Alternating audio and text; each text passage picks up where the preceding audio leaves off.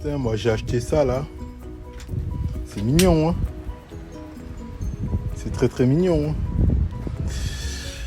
Mais putain, comment c'est une merde. Le multi-air. Ah ouais, laisse tomber. La voiture, elle fait 3 cylindres sur 4. Le quatrième, celui-là, plus rien. Théma un peu pourquoi.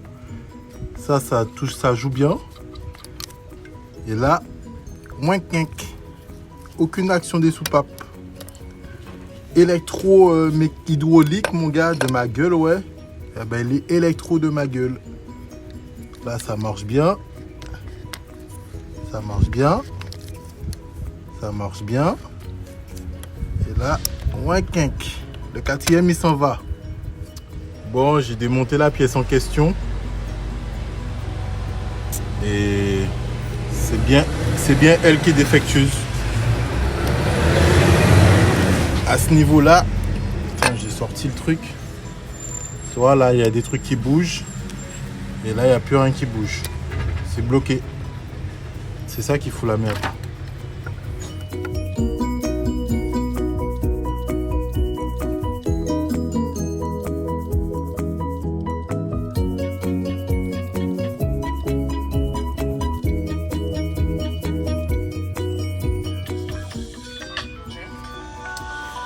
Bonjour les amis.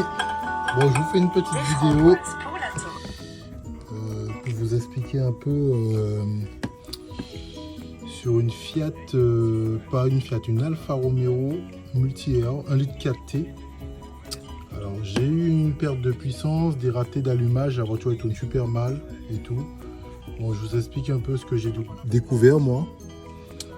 Alors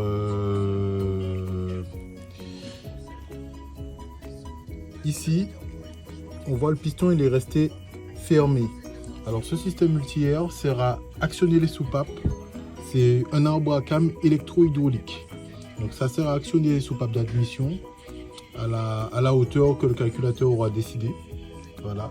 Donc du coup, je me suis retrouvé avec le cylindre 1, 2, 3 qui fonctionnait et 4 qui ne fonctionnaient pas. Quand on regarde le cylindre 1, je vais mettre un petit peu de lumière. Si je trouve ma lampe. Bougez pas. Où est-ce qu'elle est cette lampe? Elle est là-bas. Alors, voilà. Vous verrez un petit peu mieux. Voilà. On voit que le piston est resté à fond. Ce qui fait que les soupapes d'admission du cylindre 4 ne s'ouvraient pas. On voit bien. Et j'avais un fonctionnement à peu près normal sur tous les autres. Le 3, le 2 et le 1. Voilà, on voit bien qu'ils sont tous bien repoussés et tout. Quand on va appuyer sur le système, par exemple on prend le 3, vous allez constater que les pistons là ils vont monter un petit peu. Bon, il n'y a plus beaucoup d'huile. Je sais pas si ça va le faire. Non, parce que si ça monte, vous voyez, ça monte. Il reste pas beaucoup d'huile, mais pas assez pour que ça monte. Et sur le quatrième que j'ai démonté, bon, j'ai démonté ici, ça ne montait pas du tout, ça ne bougeait pas. De toute façon, ça ne pouvait pas bouger à cause du piston resté au fond déjà. Tout ça est dû à un mauvais entretien de la voiture. L'huile, elle est pourrie comme jamais. Vous voyez, elle est noire, hein, c'est clair. Elle est noire. Cette voiture-là, elle demande un entretien vigoureux au niveau des vidanges. Donc, étant donné qu'il y a un arbre à cam électro-hydraulique. Je vais procéder à un petit nettoyage à l'ultrason de tout ça. Bon, après avoir démonté, je vous ferai une petite vidéo. Voilà.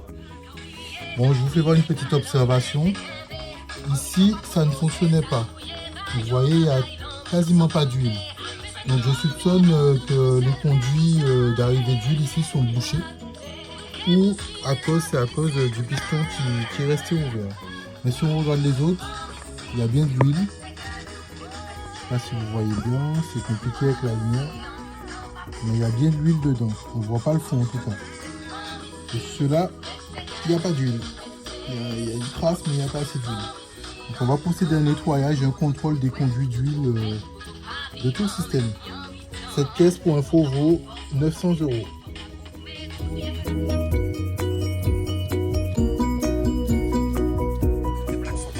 Bon, je reviens vers vous. On a cette pièce-là, après avoir démonté les leggings. J'ai trouvé ça étonnamment dévissé. C'était pas vissé. Donc c'est peut-être pour ça qu'il n'y avait pas de pression d'huile. Alors je sais pas pour quelle raison, si ça a été touché, normalement non. En tout cas, j'ai trouvé cette pièce totalement dévissée. Alors qu'il y a un filetage dedans. Donc je vais démonter les autres. Voilà. Je vais démonter les autres pour voir. Attention, moi je range tout dans le même ordre, hein, même au remontage.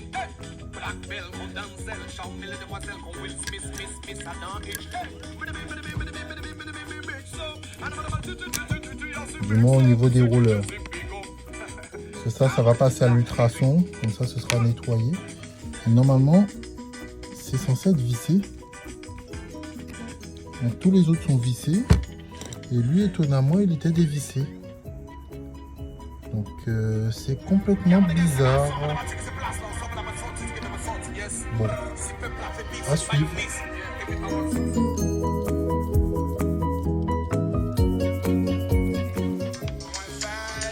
Bon, je vais démonter entièrement les plots. Vous voyez, à l'intérieur c'est comme ça. Il y a des petits plots qui se démontent, faut faire attention, hein, parce que c'est Lego. À l'intérieur, il y a des petits trucs comme ça qui vont à l'intérieur, à ce niveau-là, dedans. Donc il faut faire attention aussi à ne pas les paumer. Quand vous démontez, c'est assez minutieux. Donc ne vous trompez pas surtout.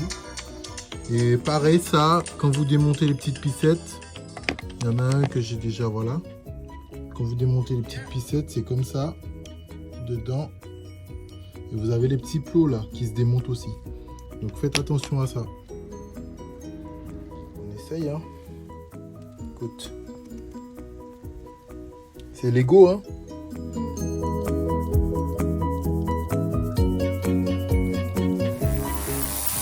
Moi j'ai mis la machine de nettoyage.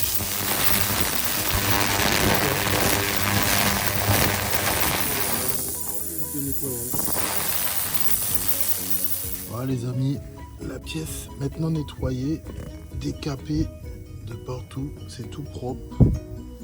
Ça a été débouché au compresseur aussi, pour être sûr. Je vous présente la pièce et on va gratter un peu pour enlever le joint.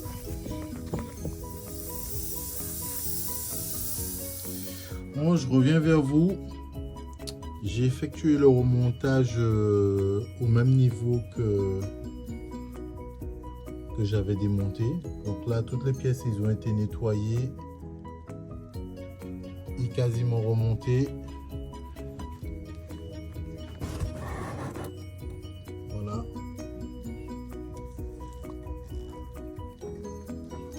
On voit que c'est pas coincé.